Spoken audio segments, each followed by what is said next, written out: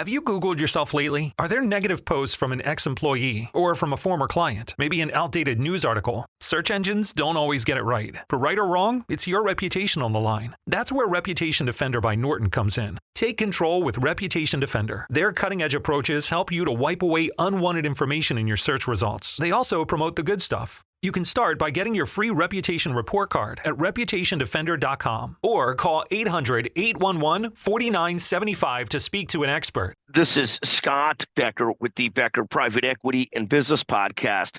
Again, text Scott Becker anytime with suggestions, ideas, 773-766-5322. But today's discussion is, advanced hobby to business or the chasm between the two. So many people start a side business in addition to their core business or core job. Serial entrepreneurs do this all the time. Then at some point they have to decide, are they committed to that side business or not, and how deeply committed they are to it.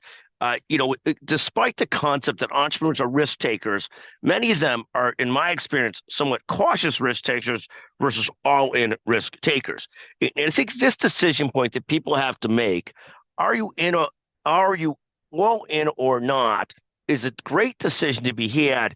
And again, you don't have to make it quickly, but at some point you're probably going to make the decision. Are you leading in your side business and trying to turn it into real business, or are you leaving it as an advanced hobby? What is your potential choice? Where are you going with it? I think this is a constant discussion for so many people. I find it to be a fascinating perspective. I'm not a believer in burn the boats or drain all your assets to invest in the side business. Burn the boats means give up all your core things and just put all your energy into the side business. Again, many entrepreneurs straddle multiple things until they hit the right thing that goes. It's almost like being at the carnival. You pick up the different duck, that one has the right thing on it that gets you a better prize. And part of this is watching things closely enough to see where is a potential to double down, to triple down, to turn from advanced hobby into real business. Again, this is not a knock on those that straddle, those that try and test it out. At some point, you do have to commit and drive forward. That I agree with 100%. But I do think there's time to meditate in and levitate in and figure it out. But a constant balance, a constant challenge. The next thing I'll talk about is advisory boards.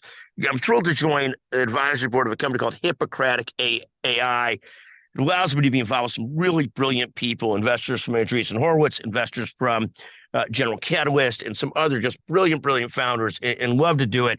And sometimes you do these things with the notion of what's the commitment, who are you working with, what can you learn from it, how can you contribute, can you make a contribution or not? Other times, especially to types of things like this that are not high engagement efforts, you don't have to spend a ton of time with them. You have to figure out sort of, are you supporting a group? And Hippocratic AI is someone I am thrilled to support. I love the founder, love their business, love what they're trying to do, and love to be affiliated with Andreessen and General Catalyst. Just brilliant people. So thrilled to say yes there and do that and step into that and introduced by brilliant people to them, including the Glenn's Wide. Just thrilled to be a part of that. Then other people ask you to join certain boards and so forth, and you have to figure out, can you do it or not? What are your time commitments? You can't be on so many different advisory boards and boards of directors that you're absolutely useless and that you're not able to commit to the core things that you are doing.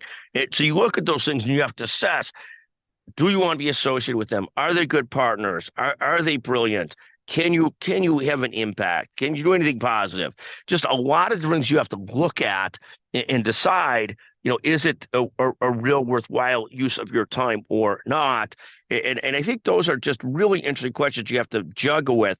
And again, so this podcast talks about two overlapping topics, but different topics, turning advanced hobbies into businesses. At what time do you commit and double down and triple down? And then second, advisory boards. Where do you say yes? Where do you say no? What is the benefit? What is the cost?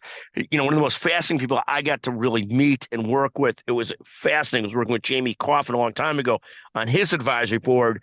And what's fascinating to me is just also the learning about a new business when I got to join him, and fantastic, and something I never regret having said yes to.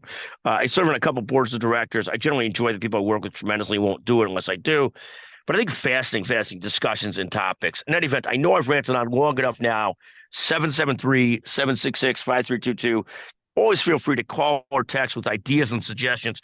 If you buy our digital book, The Entrepreneur's Edge, happy to offer you a chance to a sponsored podcast at a discounted price on the Becker Private Equity and Business Podcast.